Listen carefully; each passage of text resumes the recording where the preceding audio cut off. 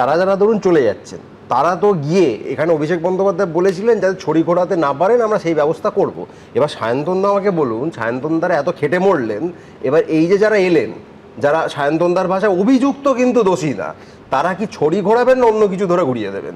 এইটা তো সায়ন্তনদাদের বুঝতে হবে। এবার সায়ন্তনদা একটা জিনিস আমাকে ক্ল্যারিফাই করবেন আমাদেরকে, অভিযুক্ত কিন্তু দোষী না। অভিযুক্ত হলেই কি দোষী বলা যায়? না, যায় না। যায় না তো। এটা সবার ক্ষেত্রে সত্যি, সবার ক্ষেত্রেই হবে, সবার ক্ষেত্রে তদন্ত করতে হবে তো। না না না না, সবার ক্ষেত্রে, সবার ক্ষেত্রে সরকার তদন্ত করতে দিত না। আপনারা তো করাচ্ছি তো। কোথায় আমরা অবশ্যই তদন্ত করছি। নাম বলুন। সব ক্ষেত্রে তদন্ত হচ্ছে। শুভেন্দু অধিকারী তদন্ত করুন। সবার ক্ষেত্রে তদন্ত হচ্ছে। শুভেন্দু অভিযোগ কি? অভিযোগ হ্যাঁ, আপনারাই বলেছিলেন টাকা নিয়েছে, আপনারা ভিডিও দেখিয়েছিলেন তো। চার্জশিটটা কোথায়? যে আপনারা দেওয়ার কথা তো, ওটা তো সিবিআই দেবে। ওটা সিবিআই দেবে। চার্জশিটটা তো আপনাদের দলের অনেক এমপির বিরুদ্ধে এখনো দেয়নি। মানে চার্জশিট দেয়নি তো। জীবন আমাদের শুনতে হচ্ছে। দেয়নি কেন? সুময় মৈত্র এখানে বসে আছেন, উনি দেয়নি কেন? আপনি দিয়ে দিন। অভিষেক ব্যানার্জিকে ছেড়ে দিচ্ছে সিবিআই।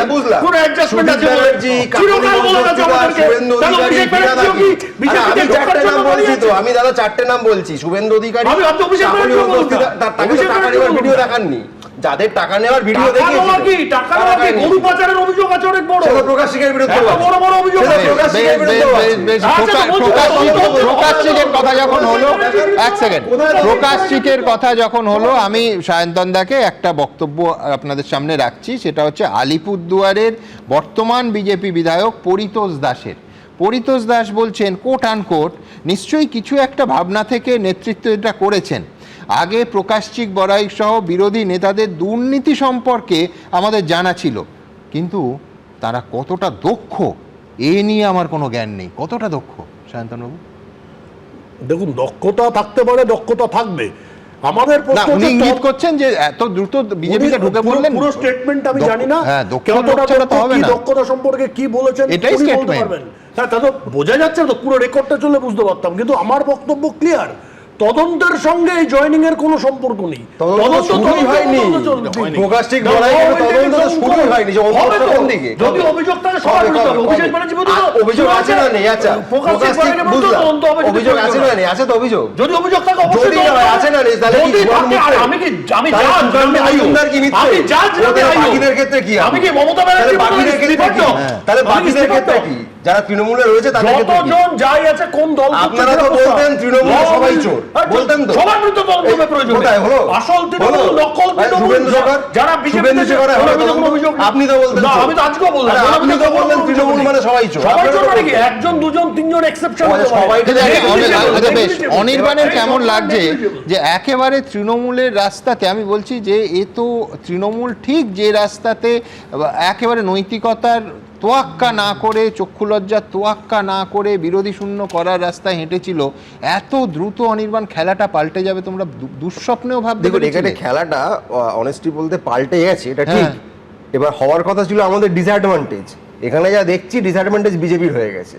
বিজেপির মধ্যে এই যে ফ্র্যাকচারটা তৈরি হচ্ছে, কোন দিন দেখবেন দিল্লি যখন বিজেপি ক্ষমতা থেকে চলে যাবে, তখন দেখবেন শুভেন্দু অধিকারীও বলবে আমি তো আসলে তৃণমূলই ছিলাম, মাঝে 3 বাটি ছেড়ে একটু পোকলা পনির ঢোকলার স্বাদ বদল করতে। কিন্তু আমি বলছি এখন তৃণমূলের যা অবস্থা, স্বপ্ন দেখা ভালো, স্বপ্নের পোলাও রান্নাতে ঘিয়ের কার্পণ্য কখনো করতে নেই। হ্যাঁ, মানে আমি বলছি যে বিধানসভা এবং সংসদ দুটো জায়গাতে তৃণমূলের সংখ্যাটা, বৈধ সংখ্যা যারা কালীঘাট তৃণমূলে আছে তারা কোথায় এসে দাঁড়িয়েছে? বলছি আরো কমে যাক।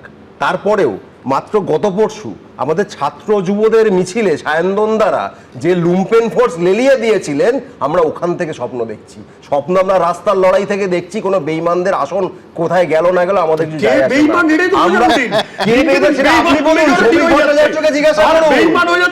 আচ্ছা, তাহলে বেঈমানদের হয়ে আপনি কেন ব্যাটিং করছেন? আপনি কেন ব্যাটিং করছেন? বুঝলাম। তাহলে আপনি কেন ব্যাটিং করছেন? তাহলে বেঈমানরা দলটা রাখুন। আপনারা কি বেঈমানদের মুখপাত্র? দেখুন, আমি বলছি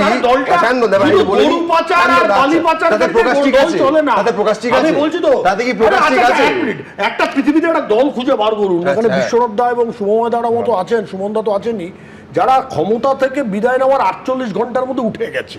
সারা পৃথিবীতে একটা দল ওটাই বলছিলাম 48 ঘন্টার মধ্যে উঠে গেছে। ওটাই বলছিলাম পৃথিবীতে কোথাও ওটাই বলছিলাম উঠে যদি কোথাও খুঁজে যেতাম পাবেন না। উঠে যদি উঠে যেতাম গেছে, নেই।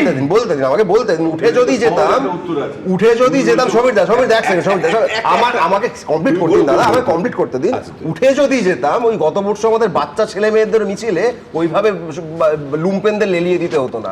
আমরা যে উঠে যাওয়া দূরের কথা বরং বিজেপিকে উঠিয়ে দেবো এটাই হচ্ছে তার প্রমাণ। এবিপি আনন্দ, এগিয়ে থাকে, এগিয়ে রাখে।